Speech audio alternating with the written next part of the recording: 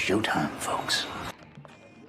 So I think, as you know, tomorrow President Biden will host Prime Minister Meloni of Italy at the White House here to reaffirm a strong bipartisan relationship and partnership, quite frankly. Bilateral relationship and partnership between our two nations. The President has been looking forward to this visit quite a bit. The United States and Italy are close NATO allies and G7 partners. We're important trade partners, and there are very strong bonds between our two peoples, as the somewhat 18 million Italian Americans, I think, can attest to. Good job. Yeah. As we deal with important global challenges, including Russia's war against Ukraine and the climate crisis, the U.S.-Italy partnership and Italy's strong voice in the EU and within the NATO alliance certainly remain important.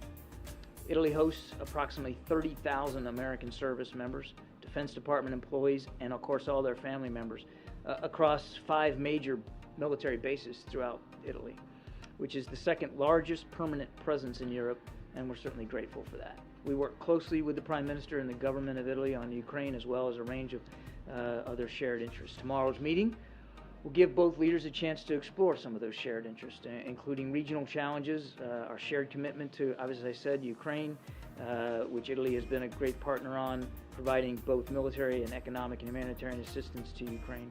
The leaders will also be able to discuss developments in North Africa, closer transatlantic coordination regarding the People's Republic of China.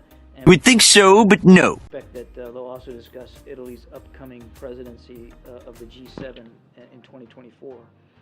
And President Biden has met and spoken with Prime Minister Meloni a number of times since she took office last fall, including in Bali at the G20 summit, in Hiroshima at the G7 summit, certainly as recently as Vilnius at the NATO summit. And they've consulted regularly along the way with other G7 partners, again, across a range of issues. So there's a good, productive relationship here. President Biden is very much looking forward to the discussion, and of course, we'll have a full readout for you when that meeting is over. I'd be remiss Well, that is one way to say it. if I didn't also just remind that today marks the 75th anniversary of the day that President Truman desegregated the United States military.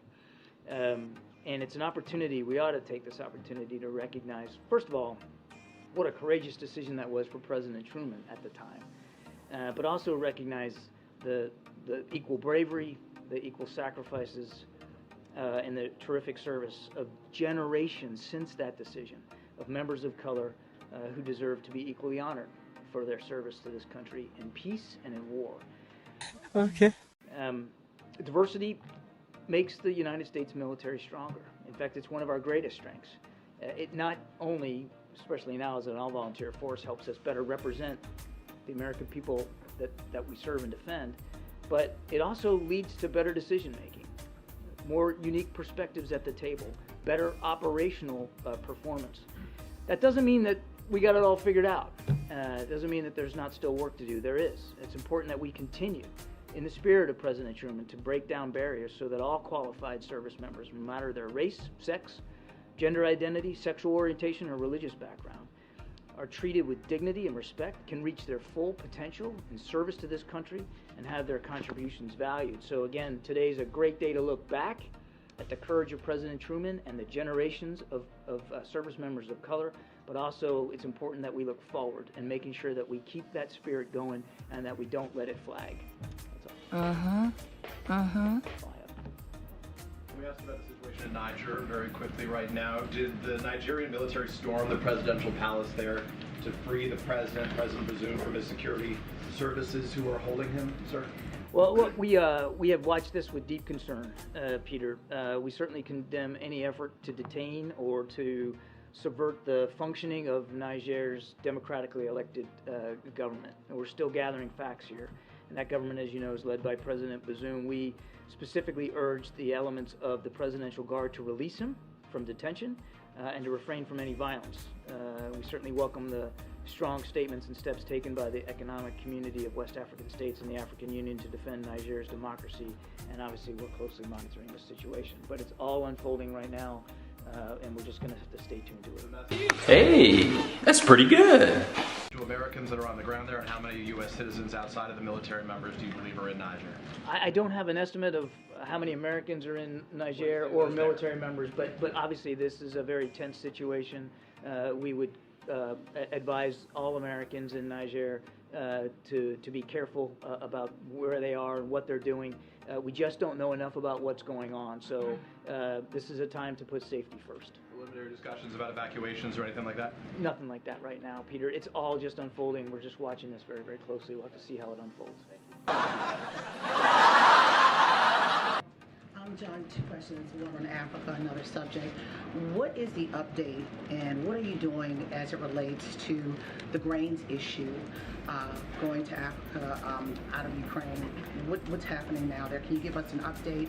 Because early on in this war, there was a strong concern. President of Ukraine told Greg Meeks, then at the time the head of Foreign Affairs, that he was very concerned about these African nations, these third world nations that have hunger and food instability there. It's a great question, April. And you know, Mr. Putin's hosting African leaders there in Moscow, starting today, I think. And look, I don't know what he plans to tell them, but I sure as heck hope that he plans to be honest with African leaders about the effect that his decision to pull out of the grain deal is going to have on African nations.